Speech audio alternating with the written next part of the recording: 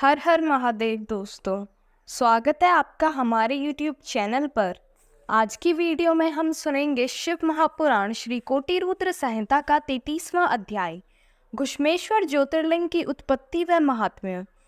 सूत जी बोले, हे मुनिगणों, सुदेहा अपनी छोटी बहन घुश्मा से बहुत ईर्ष्या करती थी। उसके पुत्र के प्रति भी उसका व्यवहार बुरा था। धीरे धीरे घुश्मा का पुत्र बड़ा हो गया। उसे विवाह योग्य जानकर ब्राह्मण सुधर्मा ने उसका विवाह एक योग्य कन्या से करा दिया। इससे सुदेहा की ईर्ष्या और अधिक बढ़ गई। उसने निश्चय किया कि जब तक घुश्मा के पुत्र की मृत्यु न होगी तब तक मेरा दुख कम नहीं होगा। अपनी खोई प्रतिष्ठा और घुश्मा को सबक सिखाने का निश्चय सुदेहा ने कर लिया। एक रात सब प्राणियों के सो जाने के बाद सुदेहा ने घुश्मा के सोते हुए पुत्र की हत्या कर दी।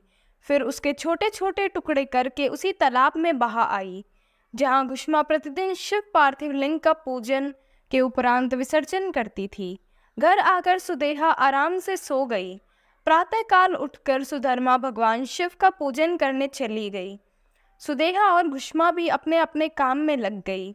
जब घुश्मा की पुत्र वधू ने अपने पति के चारपाई पर खून और शरीर के अंगों के टुकड़े देखे तो वह अत्यंत व्याकुल हो गई और उसने अपनी सास को सूचित किया।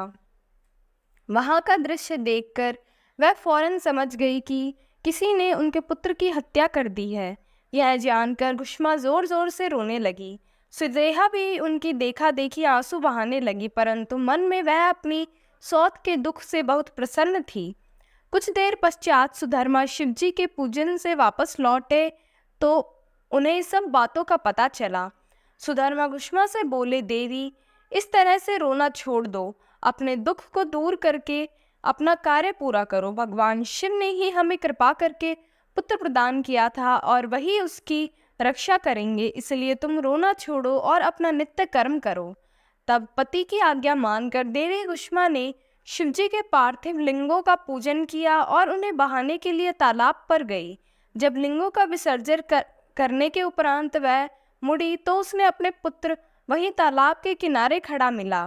अपने पुत्र को जीवित पाकर वह बहुत प्रसन्न हुई और मन ही मन अपने आराध्य देव भगवान शिव का स्मरण करके उनका धन्यवाद व्यक्त करने लगी।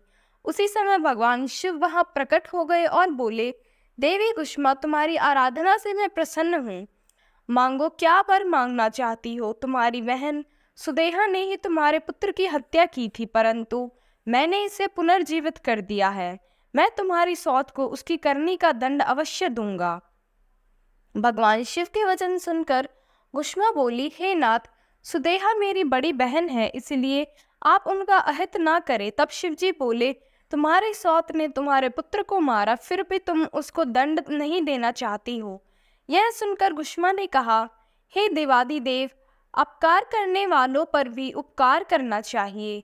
यह मैंने भगवत पढ़ा है और मैं यह मानती भी हूँ, अतः आप सुदेहा को क्षमा कर दें। तब घुश्मा की बात सुनकर शिवजी बोले, ठीक है, जैसा तुम चाहती हो वैसा ही होगा। तुम और कोई वर मांगो। यह सुनकर घुश्मा बोली, हे प्रभु, आप इस जगत का हित व कल्याण करने हेतु यहीं निवास करें। तब शिवजी बोले, हे देवी, तुम्हारी इच्छा पूरी करने हेतु मैं तुम्हारे ही नाम से घुश्मेश्वर कहलाता हुआ यहाँ निवास करूँगा। यह जानकर शिवजी ज्योतिर्मय रूप में शिवलिंग में स्थित हो गए।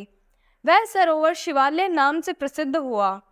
इस सरोवर के दर्शनों के बाद घुश्मेश्वर लिंग का दर्शन करने से अभिष्ट फलों की प्राप्ति होती है। इस प्रकार शिवजी वहां सदा के लिए स्थित हो गए।